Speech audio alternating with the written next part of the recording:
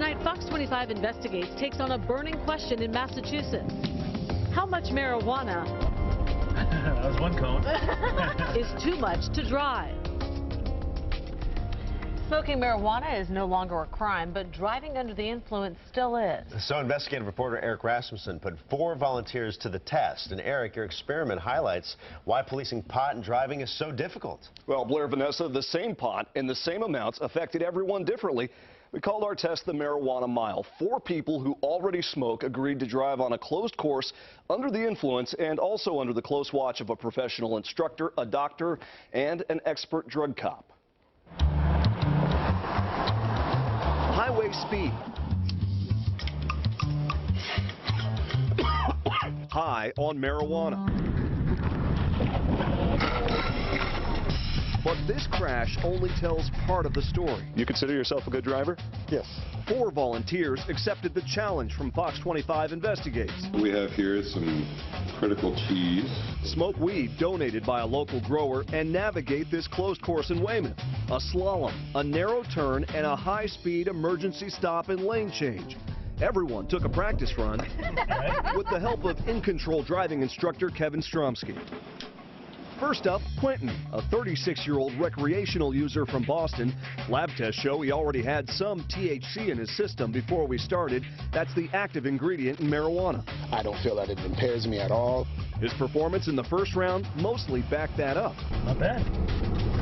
Another daily recreational user, 24-year-old Corinne, came into our test with even more THC in her system. After smoking 3/4 of a gram, she made it through the slalom, but started showing some effects. Crap, I didn't stop already. No, you didn't stop at all. 65-year-old medical user Don started with more THC in his system than any of the volunteers.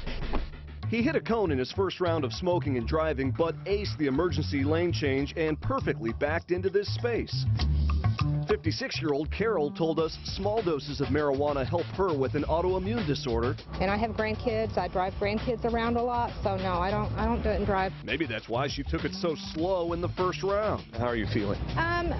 Yeah, I feel a little bit high.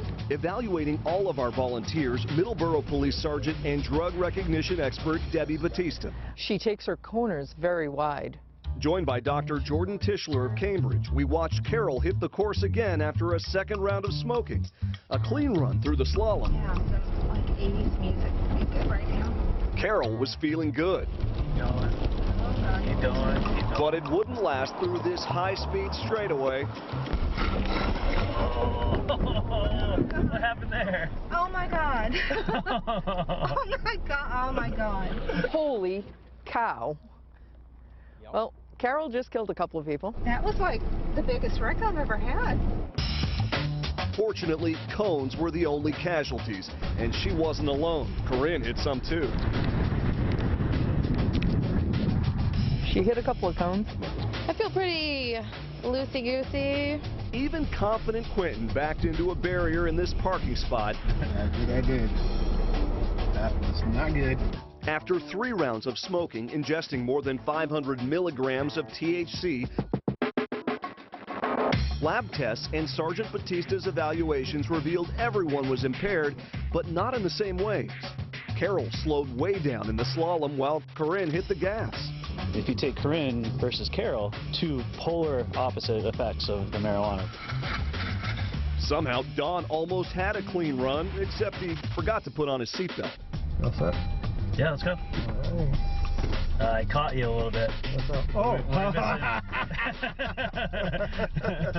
What we saw today was that cannabis does affect your driving. But after watching our experiment, their level of tolerance coming into the event really did dramatically affect their ability to navigate the course. Dr. Tischler and Sergeant Batista agreed. Those looking for a fair and effective way to hold everyone accountable. Do you think you've had too much? Yeah. Oh, definitely. Still have a long road ahead. Now, our experiment included hours of video recorded from 7 different cameras, certainly much more than we could ever include in tonight's report. So we put together each volunteer's full test runs on the course, as well as extended interviews with our expert observers. You can find all of that on fox25boston.com. Some great stuff there, Eric. I'm curious, if marijuana impacts people so differently, how will they come up with a standard level for impairment? It's a tough question that people are working on right now in Massachusetts. Unlike alcohol, there's no legal limit for smoking pot and driving in Massachusetts. Right now, police rely on these lengthy, involved tests, some of what you saw in our report. But even in places like Colorado and Washington, where they do have legal limits, some say blood tests, urine samples like the ones we use to collect our data, can't really tell if someone is actually impaired in the moment. There's such a variety there. Yeah. Right. Well, it's fascinating to see. It really was.